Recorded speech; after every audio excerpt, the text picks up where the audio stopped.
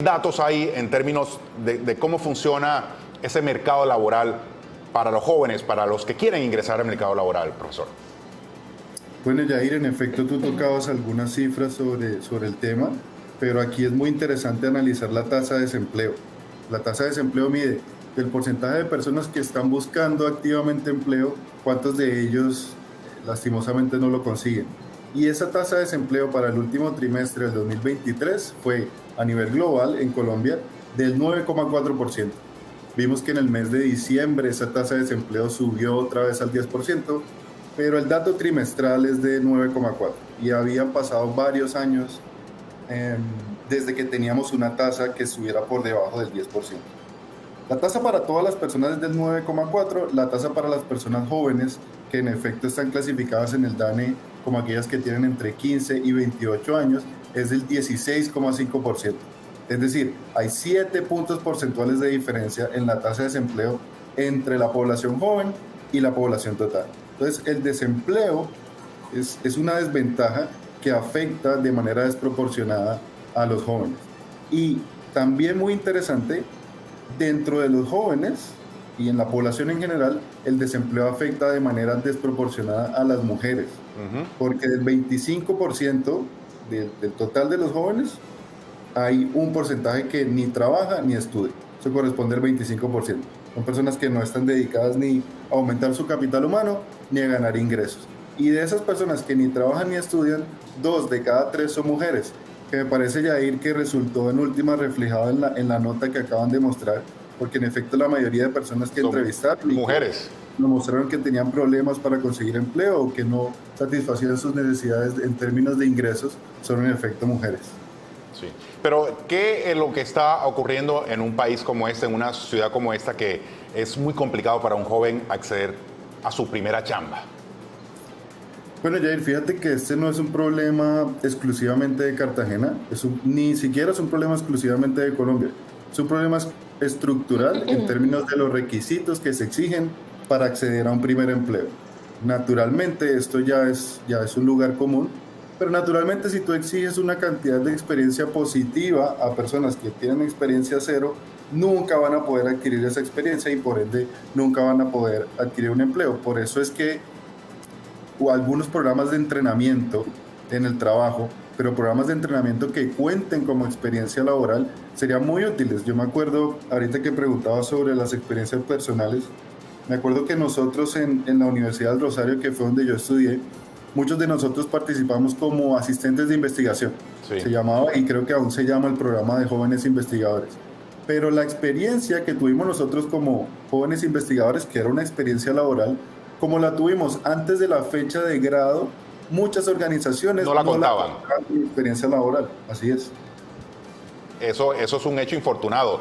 De hecho, legislativamente, no puedo decir en ese momento en qué va, pero hubo una iniciativa de ley justamente para que se contaran toda esa experiencia acumulada dentro de la carrera universitaria para la hoja de vida y que eso sumara a la hora o facilitara ese primer empleo, porque lo que dice esa experiencia mínima requerida termina siendo una barrera para acceder a este primer trabajo. Pero hablaba de los problemas estructurales. Para el contexto de Cartagena, una ciudad especializada en términos turísticos, portuarios, industriales, ¿cuál, digamos, qué podría cambiarse o mejorarse para que haya más oportunidad para la población juvenil? En Cartagena, en efecto, además del problema del desempleo que tenemos a nivel de todo el país, que está por encima de la media nacional. Sí, está por encima de la media nacional y como te comentaba, si bien en el último trimestre el dato es de 9,4, que es muy bueno tener el desempleo por debajo del 10%, en diciembre volvió a tocar esa línea del 10%. Pero en Cartagena en particular, además de tener un desempleo por encima del nivel promedio, en general en la región Caribe tenemos un desempleo que está solo por debajo de la región sur del país, la Orinoquía y la Amazonía. También tenemos el problema de la informalidad, asociado a las dinámicas laborales de la ciudad, donde se presta para el turismo, pero se presta también para que muchas personas se dediquen a lo que se llama en el lenguaje coloquial el rebusque. Entonces son personas que en efecto no tienen afiliación a salud, no tienen afiliación a pensión, perdón, y mucho más preocupante que eso, no tienen una estabilidad económica o un ingreso laboral mensual, y se ha verificado en la literatura internacional que no tener acceso a un ingreso constante mensual es algo que genera naturalmente muchas preocupaciones, es algo que genera un costo psicológico enorme para las personas que no saben si mañana van a ganar lo mismo que hoy o van a ganar mucho menos que hoy.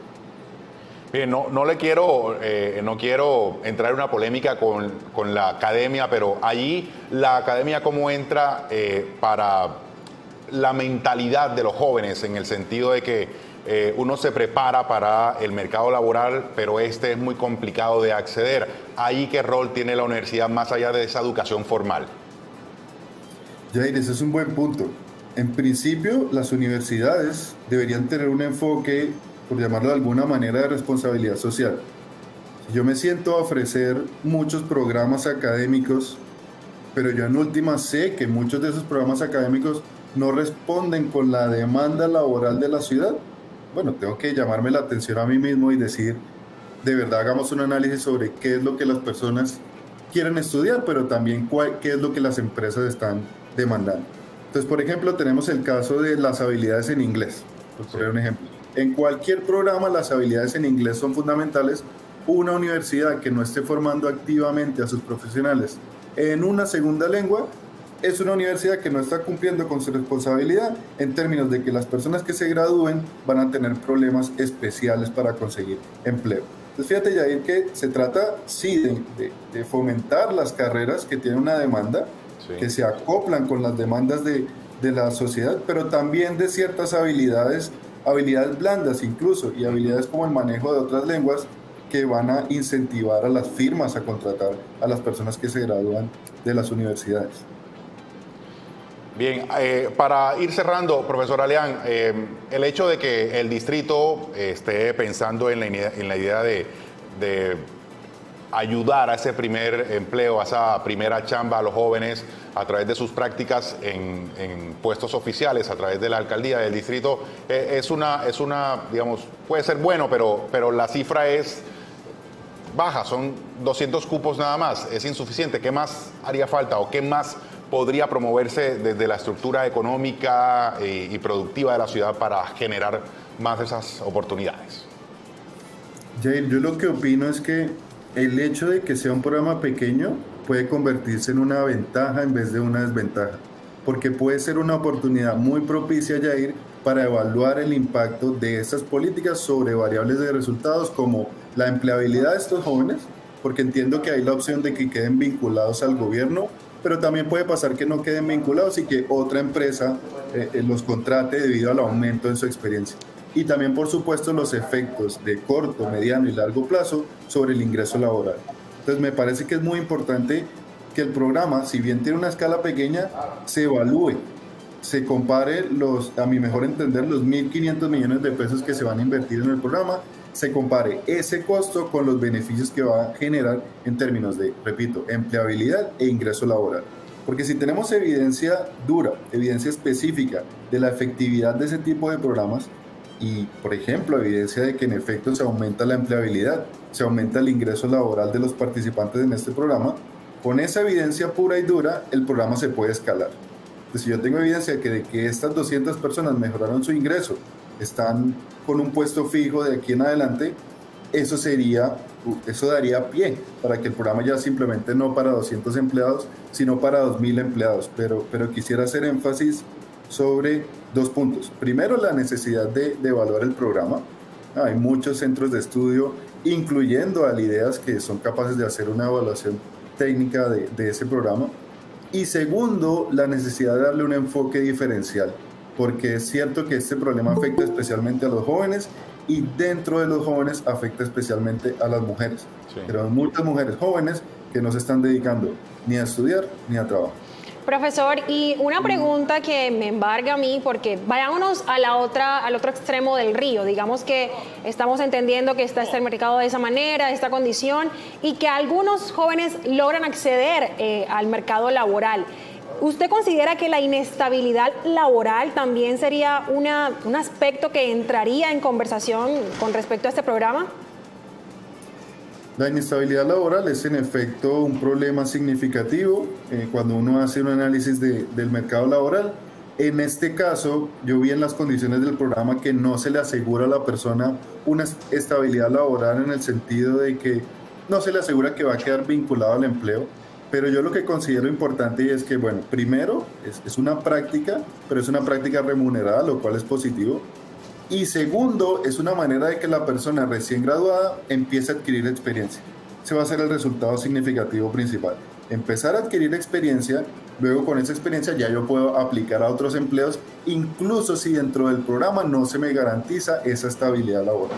La estabilidad laboral es algo que puedo ir construyendo sobre la marcha, pero lo importante del programa es que se garantiza un aumento en la experiencia, ¿no? Pasar de una experiencia cero a una experiencia laboral positiva.